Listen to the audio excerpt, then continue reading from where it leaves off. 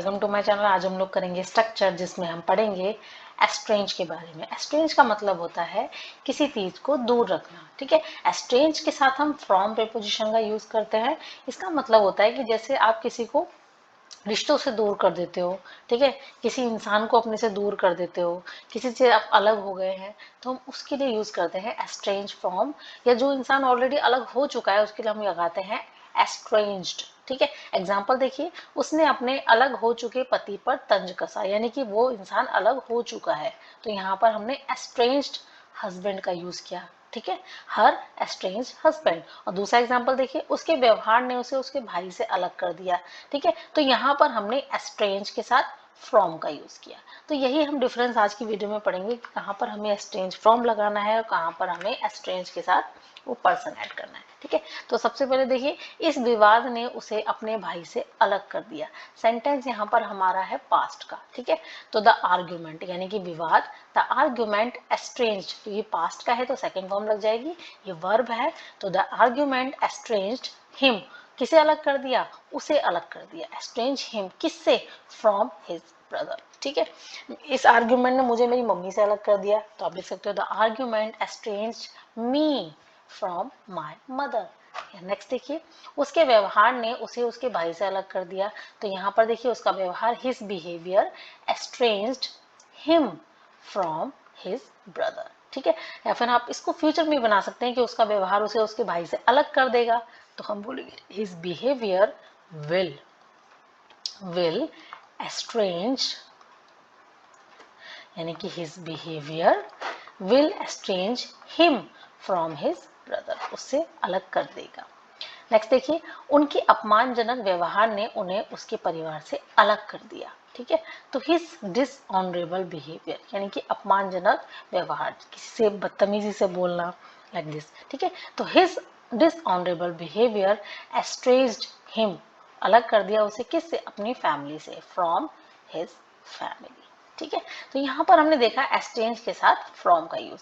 From के बीच में आप उस पर्सन को लगाएंगे जो अलग हो गया है। ठीक है, और फ्रॉम के बाद वो जिससे अलग हो गया है। नेक्स्ट देखिए, उनके झगड़ों ने दोनों दोस्तों को दूर कर दिया। ठीक है, तो देयर क्वारल, यानी कि उनके झगड़ों ने एस्ट्रेंज्ड किसको दूर कर दिया, टू फ्रेंड्स को दूर कर दिया, दोनों दोस्तों को दूर कर दिया। तो यहाँ पर देखिए, their quarrel estranged two friends. ठीक है, उनके झगड़ों ने दो भाइयों को दूर कर दिया। ठीक है, या झगड़े ने दो भाइयों को दूर कर दिया, तो हम लगा सकते हैं सिंपल, क्वारल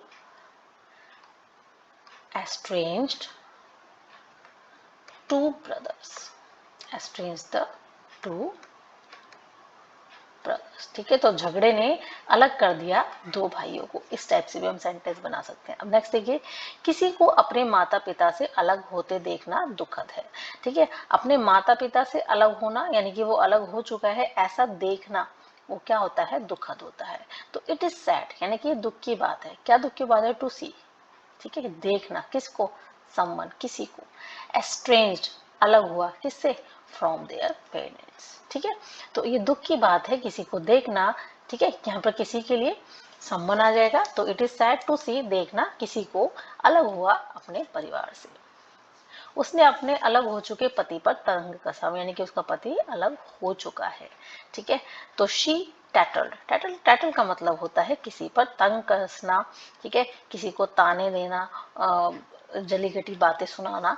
तो शी टैटल्ड ऑन, टैटल के साथ आप ऑन लगाएंगे, tattle on her estranged husband. ठीक है, अपने अलग हो चुके पति को पर कसा, तो एस्ट्रेंज्ड हस्बैंड। ठीक है, वह अपनी अलग हो चुकी पत्नी से बात नहीं करना चाहता। अगर हम ये सेंटेंस बनाएंगे तो हम बोलेंगे ही ही डजंट, बात नहीं करना चाहता, हम लगा देते हैं he doesn't want to talk to हर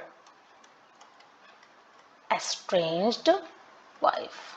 ठीक है, तो वह नहीं चाहता बात करना अपनी अलग हो चुकी बीवी से। ठीक है, अपनी वाइफ से। वह लगातार अपनी अलग रह रही पत्नी की हत्या से इनकार करता रहा है। ठीक है, तो he has कंसिस्टेंटली यानी कि लगातार, ही हैज कंसिस्टेंटली डिनाइड यानी कि वो मना करता रहा है, मर्डरिंग हत्या से, किसके, हिज एस्ट्रेंज्ड वाइफ, तो अपनी वाइफ की जो हत्या है वो उससे वो कंसिस्टेंटली यानी कि लगातार वो क्या करता रहा, उसे मना करता रहा कि उसने वो काम नहीं किया है। तो यही थी हमारी आज की वीडियो जिसमें हमने पढ़ा है एस्ट्रेंज फ्रॉम के बारे में। ठीक है, तो आई होप मेरी वीडियोस आपको कुछ नया सीखने को मिला और आपके डाउट क्लियर हो गए होंगे। तो please like share subscribe and comment and keep watching my channel. Thank you so much, bye bye.